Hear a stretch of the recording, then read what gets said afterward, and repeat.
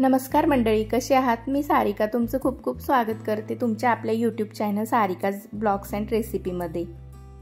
आज भाजीला काहीच नाही, पण दही आहे ना घरात, तर चला मग बनवूया कढी। पण नुसती कढी मजा नाही आली ना, संगतीला घेऊयात मस्त गरमागरम भज्जे।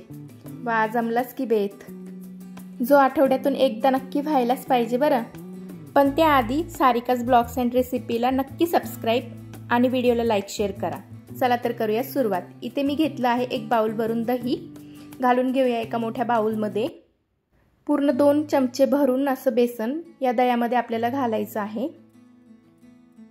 माझं थोडं कमी पडलंय म्हणून आता थोडं अजून वरतून घालून घेते बरं।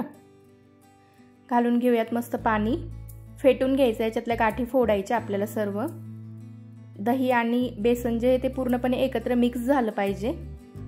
साधारण मेजरिंग कपने 1 पूर्ण कप असं मी पाणी घालून घेतलं आहे आणि याला फेटून फेटून छान मिक्स केलं आहे। करूया वाटणाची तयारी।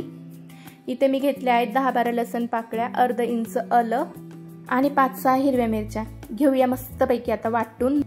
वाटण झालेलं आहे। चला करूया मस्त आता कढीला फोडणी द्यायची तयारी। कढई ठेवून घ्या गॅसवरती, घाला उकळीभर तेल। तेल तापलं की टाका जिरं मोहरी। जिरं मोहरी मस्त नाचू लागले की घालायचा चुरचुर असा वाजणारा कढीपत्ता। कढीपत्ता घालून झालेला आहे। घालून घेऊया हिरवं वाटण, घ्या मस्त आता हलवून।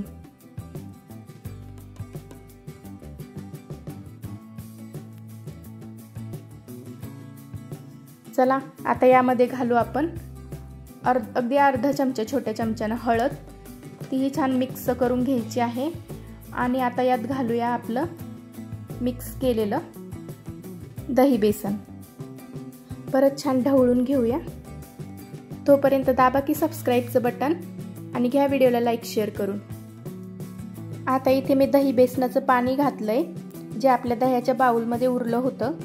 ढवळून घ्या आणि पाणी घाला आपल्याला पाहिजे ती कन्सिस्टन्सी मॅच करून। आता मी इथे साधारण 1 कप भरून पाणी घातलेलं आहे। आता चवीनुसार मीठ घालून घेतलं आहे। परत एकदा मिक्स करून घेऊया। आता कढीला एक उकळी येईपर्यंत ठेवून देऊया आणि अर्धवट झाकण ठेवलंय मी। कढी उतू जाते, हवं तर झाकण नाही ठेवलं तरी चालेल। चला कढी उकळून होऊस तर आपण करूया भज्यांची तयारी। इथे मी एक मोठ्या साईजचा कांदा कट करून घेतला आहे।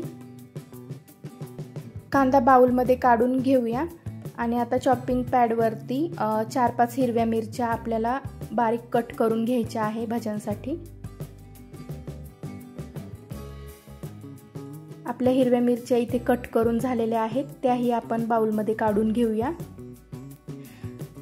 आता इथे आलं लसणाची 1 चमचाभर पेस्ट मी इथं घालून घेतली आहे।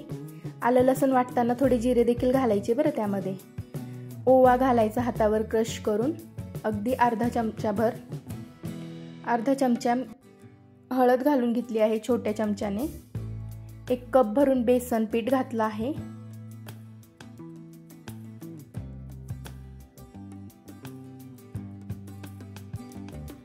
चवीनुसार मीठ घालून घेऊयात। कोथिंबीर घातली आहे थोडी आणि आता पाणी टाकून याला छान मिक्स करून घ्यायचं आहे। आपण भजे हे कढीसाठी बनवतोय, तर थोडं पीठ हलकसं पातळ ठेवायचं, म्हणजे भजी निब्बर नाही झाली पाहिजे। आता कढीला उकळी आलेली दिसत आहे, त्यामध्ये घालून घेऊयात कट केलेली कोथिंबीर। आणि आता कढई आपल्याला खाली उतरून घ्यायची आहे। एकदा थोडा चमचा देऊयात त्याला आधी।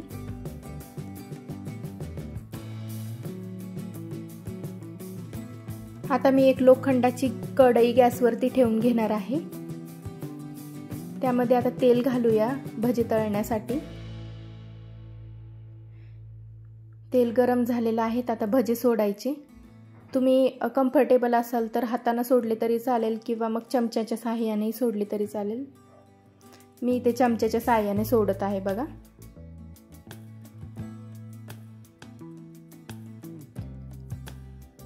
छान लालसर रंगावर येईपर्यंत भजे मस्त आपल्याला तळून घ्यायचे आहे।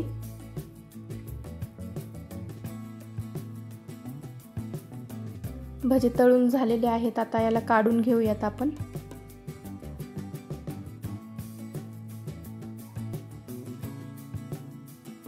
मस्त फुगलेले दिसत आहे बरं भजे। वा वा वा, भन्नाट।